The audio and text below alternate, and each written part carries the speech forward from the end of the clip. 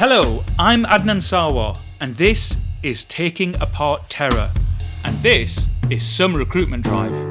So the foreign policy of America has to change. And we will fight you and destroy you if we have to. Stop killing our innocent men, women, and children overseas. What would you do if I came to your house, blew it up, shot your son, raped your daughter, and slayed your parents in front of your face? Would you fight back? That is Jesse Morton, also known as Yunus Abdullah Mohammed, yelling at crowds in Times Square, New York in 2010. He was basically a recruitment agent, except the business he was scouting for was terrorism. We're going to be hearing more from Jesse later because, well, if you want to know about terrorism, why not ask someone who has actually been a terrorist? So, while we all know what the business of terrorism produces, chaos, destruction and fear, have you ever wondered how a terrorist organisation is actually run? How is it structured? Who decides what to do? How do they communicate the plan? Do fighters get a salary? To help me answer some of these questions, I'm joined by three people who have spent a great deal of time studying exactly how terrorist organisations, and Islamist extremists in particular, do what they do. Firstly, two of our regular specialist panel members, Assistant Professor at Kansas State University, Dr. Nadia Awedat. Hello, Nadia. Hi, how are you? And Dr. Haroro Ingram, who is part of George Washington University in the US, but is currently in Brisbane. Good to see you. Thanks, Adnan. I'm happy to be here. And then joining us for this edition of Taking Apart Terror is Dr. Craig Whiteside, Associate Professor of National Security Affairs at the US Naval War College in California, and co-author with Haroro of The ISIS Reader. Hello, Craig. Hello, thank you. It's an honor to be here. Craig, what is the best way of describing how the organisation, how Daesh is actually put together?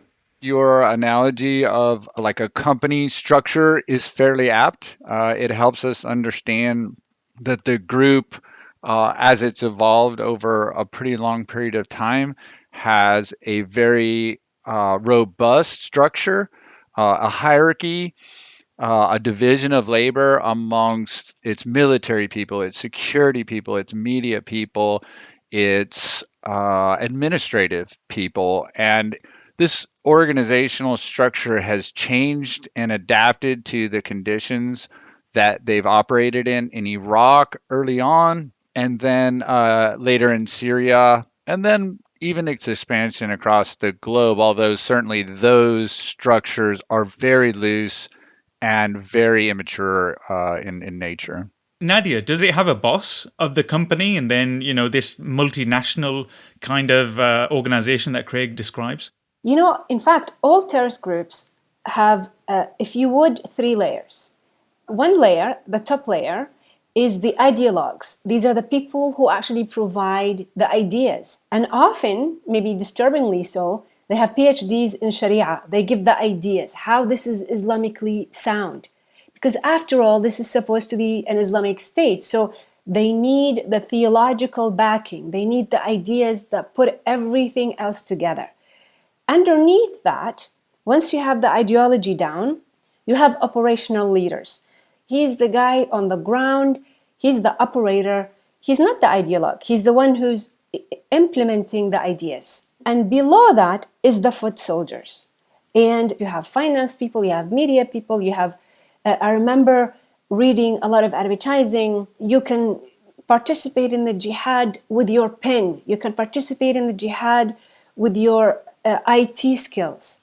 So there's a position for you in the structure, no matter what your talents are. So, Haroro, would you agree with that? There's a boss, there are managers, and then there are the people on the ground, the fighters. It looks very different in different locations and at different times. Structurally and organizationally, this is a group that adapts. It is very, very flexible. But I think a really useful way to, summarize what is a really core trait that Daesh has throughout its multi-decade history is this idea of centralized command, but decentralized management and execution. Through certain periods of its history, it looked a lot like a state. But for the vast majority of its history, it has been essentially an insurgency on the run. And yet, through all that extraordinary change and everything in between, those core traits largely remains the same. And it's in that centralized command, really, that core, that you get the dynamics that Nadia is talking about. The thing we are going to talk about in more detail later in this series is radicalization and de-radicalization. But just to touch on it here, what is the profile of a typical fighter and how are they recruited? I mean, what is Daesh looking for and who are the people joining the organization? Nadia? So, excellent question. And that very question confused a lot of researchers and experts because except for, buying into the ideology, they don't really have much in common. There are some that are educated, there are some that are not. There are some that are rich, there are some that are poor, there are some that have already jobs, there are some that are unemployed. So they don't actually have, one profile. However, you could say that they have one thing in common, which is, again, buying into the ideology and buying into the dream of an Islamic State in which there are none of the challenges that Muslims have today, in which they have this prosperous, militarily strong and dominating state.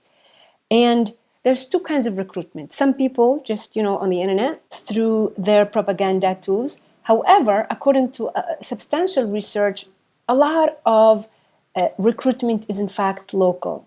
So they found that there's this one extremist in Tunisia and this one guy would recruit a lot of people. So it's very individual, it's very one-on-one, it's building personal relationships. I kind of look at two different kind of streams, foreign to the area that they're actually operating in. So it could be foreign to Iraq and Syria, or even foreign to West Africa province, or locals. So that's an easy divide. It is a divide that the group has worked very hard over time to kind of knit together, because obviously those groups might not get along. They might not even be able to communicate in some ways. And so that's been a challenge for the group since its earliest days. But what they've found is that even though governing territory or controlling territory has been a high risk for most militant groups, because then they become targets, what it allowed them to do, one, is to have a safe place for foreign people to come to. So like the Caliphate, controlling territory like, say, Mosul, there's a lot of evidence that they were able to recruit lots of unemployed young men who were in Mosul and were quite underemployed prior to 2014, because it was a steady paycheck for a while.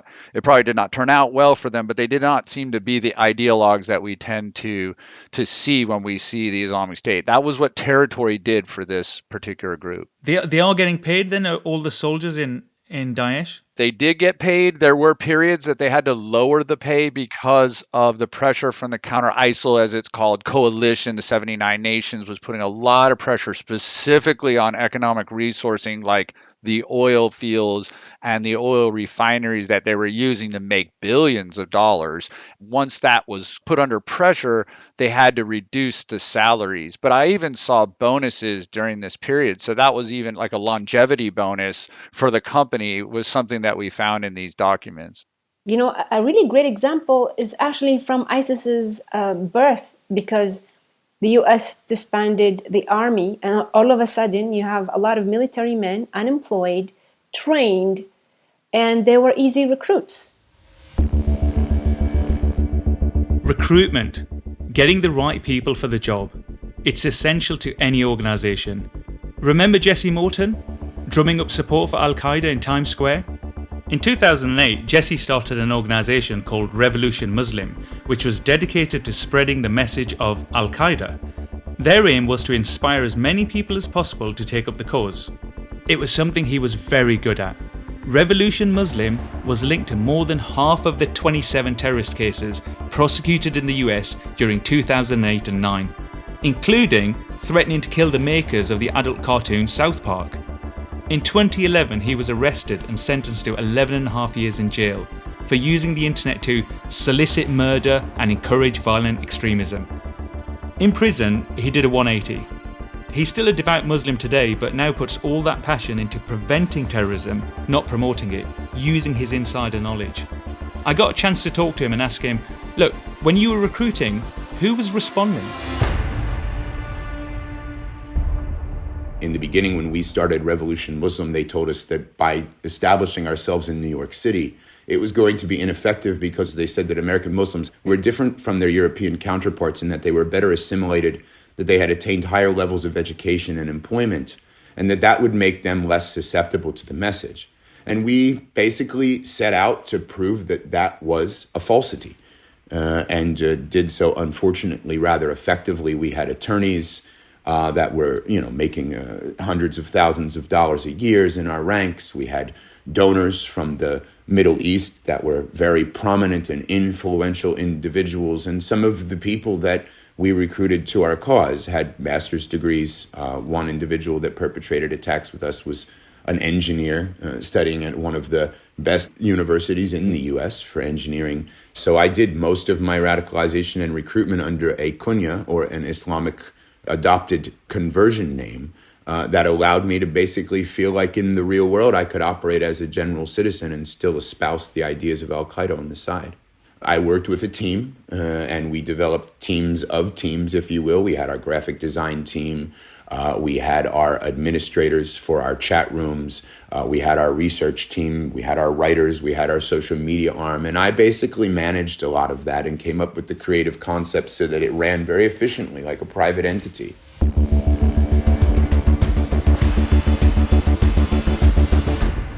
So there you go. He's just said it ran like a private entity. So in this business, Haroro, who makes the decisions? Who decides the strategy? What kind of outfit are they running? This is an organization that has tended to be obsessed with bureaucracy, with paperwork, even when it's an insurgency on the run. And so we have a pretty good idea of how the organization tends to work during certain periods of time. And so in areas where the Islamic State controls territory, or it wants to control territory, it's those practical drivers, those practical motivations that tend to inspire people to join and support the group. But outside of those areas, it tends to be more of those identity and ideological drivers. Now, why is that important? Because how you motivate your fighters, how you motivate your supporters is going to impact the way that you try to manage them as well. Because as an organization, it has tended to show a lot of faith in its field commanders, in its middle managers, to make management and execution decisions. And so what becomes important is that core group that Nadia referred to, that mix of experts, they kind of provide these broad guidance, sometimes through doctrine as well, and that gets disseminated out. And so this becomes really important, again, for an organization that wants to adapt, that needs to deal with suffering and decline and death.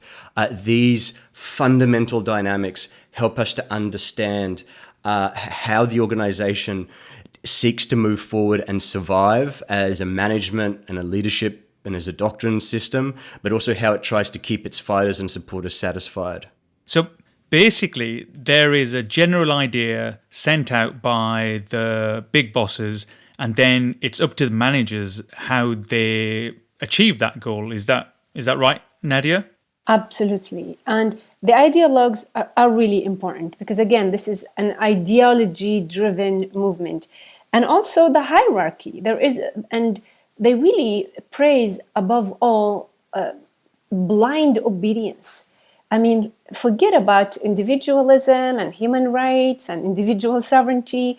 All these modern concepts are entirely antagonistic with all these groups, and they would not hesitate to execute anybody who questions. They want to imitate and resurrect the first Islamic State. And one of the things praised is obedience to the leaders. Sorry, Craig, I was just going to ask, do we know operationally, how do these big bosses give these managers their instructions? These people are largely isolated. They make very big decisions. They do not run the day-to-day operations. They have a large group of maybe a dozen or so in the delegated committee that actually run day-to-day operations. Literally, they're the senior lieutenants of the caliph. That is a very high-risk position, and many of them have been killed in the counter-ISIL campaign. They tend to divide up their operational areas into sectors or provinces. And then within each of those provinces are sectors and then local communities. Each of those have emirs or commanders that then kind of report up in the hierarchy Nadia described. What about the more specialist activities? Do they have departments devoted to particular things like marketing or finance? The media is actually micromanaged at the very top. I'd say money is probably done the same way for obvious reasons, corruption, anti-corruption. Much of the military activities are decentralized because they're very simple to understand. But if you're going to assassinate a very important political figure, like say a rival Islamist in another group, or a local political leader, that is almost always vetted at the very top of either the delegated committee or the actual caliph. And when companies actually devise a strategy, they're also usually thinking about the kind of tactics they need to achieve their strategic goals. Haroro, what kind of thinking goes on there? A really important part of the Islamic State's strategy is a great faith in their ability to not just exploit chaos, but to create it through decisive and timed actions synchronized with propaganda messaging. That is why when we think about this group and when we see the news and we hear about the latest attack, we see the latest propaganda release, we take a deep breath and we say, okay, let's be sober and let's think about this through a strategic lens. Why is the group saying that? Why is the group doing that? Because they want a knee-jerk response. And the more that a weak organization can coax its much stronger adversaries, and we are much, much, much stronger by any material, tangible measure, the more that I can coax you into doing what I want you to do, reacting how I want you to react, including with silly rhetoric, the better it is for me. Because I then get you into positions that I want you. This is jiu-jitsu. Wow, jiu-jitsu. I mean, look, this isn't a subject to be taken lightly, but the idea of terrorism following the rules of this martial art is a really effective way of understanding how they actually do what they do. Let's go back to the management for a bit. Nadia, what happens if a Daesh operative is underperforming? Violence is one of the most persuasive tools humanity has always found, right? You find them in every authoritarian structure. So when I was doing research on ISIS, I was astounded at how many, in fact, senior people were executed. We're not talking foot soldiers, we're talking emirs even. So violence makes everybody else get in line, makes it much harder for people to defy. A lot of the, especially foreign recruits, a lot of people who came from England, from Belgium, they thought they were getting into this very idealized version of Islam. When they show up and it's very brutal and they're used to their individual human rights, etc., they can't just go back. A lot of them were shot dead, and others will get intimidated. So violence was very, very persuasive tool that ISIS used with liberty. It's sounding less like a company and more like a violent gang to me right now. There is research making exactly that analogy you just made. Yeah. Haroro, what about the recruitment right now? Are they finding it pretty difficult? I've heard that, they're not getting that many recruits. Yeah, well, this is a difficult time for Daesh. They've been routed from their territories. They've had their leaders killed. Resources have been destroyed. But this is a resilient organization. It's a resilient movement. And so what you see is the strategies that it uses to recruit change during times of success, during times of strength. It'll use more of those rational choice kind of appeals to bring on recruits. Join us because we're strong. Join us because we'll pay you. Join us because we'll give you a position. We'll give you a contract. You'll be able to move through our organization. That's when they're looking a lot more like a company or even a state. But during those times of decline, that's when it looks a lot like a gang, and the kind of motivations, the kind of recruitment tools that are used then, wow, you can't underestimate the power of violence and coercion. Remember, these are also desperate populations where the Islamic State is operating. And so it actually doesn't take that much coercion. It doesn't take that much financial incentive to say to desperate people in a desperate situation, there are other options. This is an organization that understands perhaps better than those who counter it, that it doesn't need to be perfect.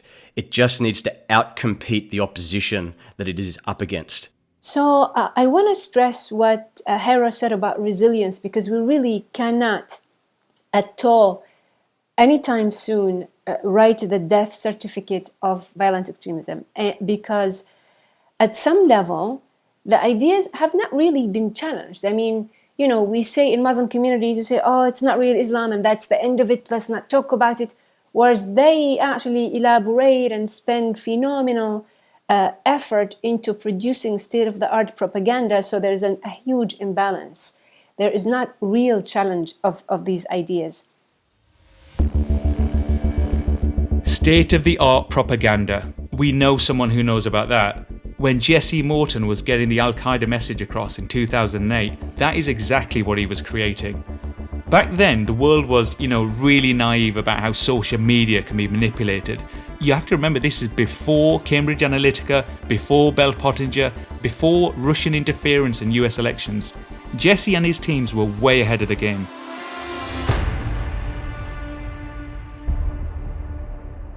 Essentially, it was recognizing that we were living in an era where narratives were much more important than weapons. Using social media also allows you to trap people in echo chambers where all they will reference for their news and consider a legitimate news source is your entity. But that requires you to produce regular content. And that was something we could do that Al-Qaeda core could not. And what we were able to do was to have outputs that made us look like an actual media organization. We were able to take dry diatribes from Al-Qaeda ideologues, and we were able to translate those ideas into a way where Western youth could understand them. And we were very cautious not to explicitly mobilize people to attack, but by spreading the justification for the killing and the targeting of civilians and doing so in a creative way, to attack people's emotions and not their rational mindsets. Immediately, we were able to craft an ecosystem that had a 24/7 radio station with interactive lectures conducted on a program called Pal Talk that would link to the ecosystem of social media activity. We used Google Video, Blip TV, Scribd, YouTube, MySpace, Facebook, Twitter. When I was indicted, I think they listed about 70 different platforms that we had disseminated information across. And we sort of made Salafi jihadism look like it was in Vanity Fair or Cosmopolitan, or as we would say, part of a Madison Avenue style marketing campaign. And it allowed us to point out that small collectives of individuals could actually change the world if they took up Al-Qaeda's cause, and that every Muslim across the world had a binding obligation, if they wanted to be on the proper interpretation of the religion, to support what we were calling to. We were able to convey the same faulty theological and psychological principles that allowed our own selves to be radicalized to a degree of frenzy, and we're able to utilize them and convey them to others, and then dance and taste of the enchantment that's associated with bringing somebody into a movement that you believe is the only true representation of an objective truth.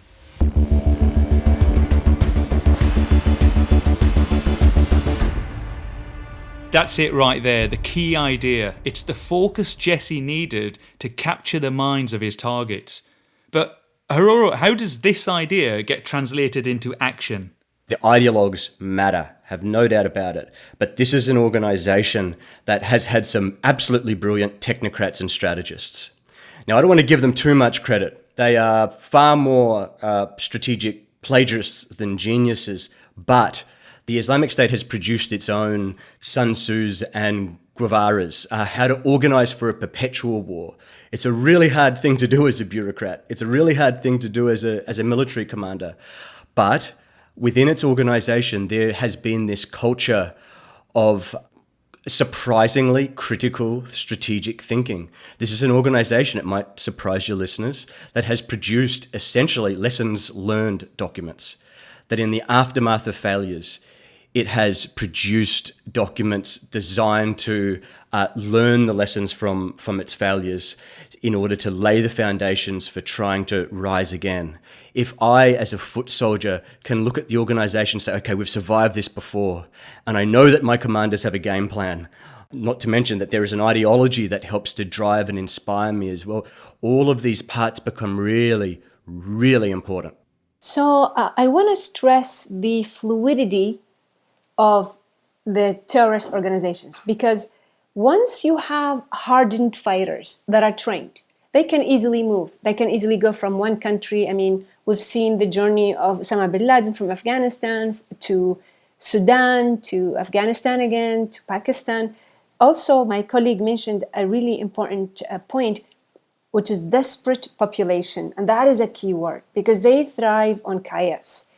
Where are they thriving? Wherever there's instability, wherever there's desperate populations, again, they're easily convinced with whether it's small resources or simply violence. So they thrive on failed states.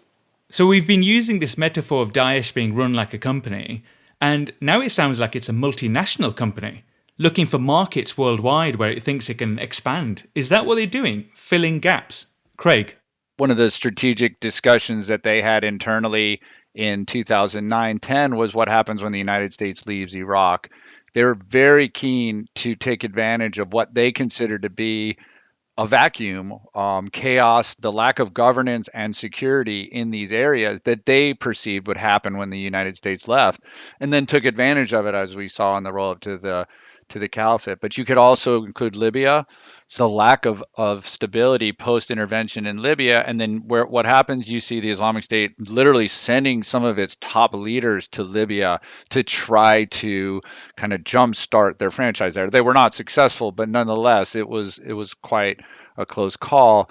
And obviously, Syria is the key example where I think it was weeks after the first uprising against Assad, and the Islamic State, which was not doing super well in Iraq in 2011, was sending its advanced parties into Syria. So that's something to look for when we see war between two states. They can take advantage of those kind of events to try to fill that gap. There is another dimension to this that is very important. So far, we've discussed the top-down dynamic. We've discussed the dynamic that comes from the Islamic State reaching out as part of a global agenda. But there is also a bottom-up dynamic where local groups in different parts of the world are reaching out to the Islamic State and are seeking affiliation. They're seeking that recognition. They don't just get a propaganda benefit from it.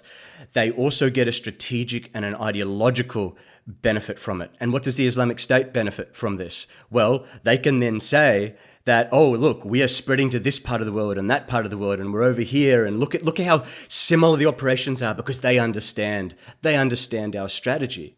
Finally, can we just go around, and I'll take it one by one. If you could all just give me like a brief assessment of where Daesh is right now and what kind of things we should be looking for. Craig, can I start with you? This is a group that does make strategic errors of large magnitudes, and even if they are resilient, that resilience is being tested right now. What they're really hoping, I think, is for some strategic opportunity to happen that we've just kind of talked about. In their core areas, they see a possibility of coming back, and then there are lots of opportunities in Africa and other places to continue to build the brand. Nadia, how do you see the organization right now? Because we have allowed their propaganda to go largely undisputed and unchallenged, any local actors who want to stir up trouble and want to punch way above their weight can just team up with ISIS and use the name to create a lot of chaos. So we really need, as an international community, to have a very strong counter-narrative and very proactive and consistent and persistent effort. Haroro? We have to be very careful and nuanced about the way that we think about and understand what are actually very, very complex dynamics. And we don't go too far one way and say, oh, wow, the Islamic State is everywhere. What are we going to do? And we don't go the other way, which I see far too much in Africa as an example, and say, oh, no, the Islamic State's not here at all. We're being fooled. What I think's really important when we thinking about the Islamic State now is we also think about it from the other perspective, from those who are seeking to understand and counter it. And let's be clear, For all of Daesh's strengths, there are at least equal and opposite vulnerabilities and weaknesses, plus some, that we need to be far better at exploiting. So for me, that was an incredibly illuminating discussion just about how the business of terror is actually organised. And one thing seems really, really clear. This is an enemy we cannot underestimate. I'd like to thank Craig Whiteside, Nadia Wadat, Haroro Ingram, and Jesse Morton for their insights into the workings of terror. In our next edition, we'll be making a demand. Show us the money. Where do terrorists get their money from, and how can we stop them getting it? Search for Taking Apart Terror wherever you get your podcasts and subscribe so you never miss an episode. I'm Adnan Sarwar. Until the next time, goodbye.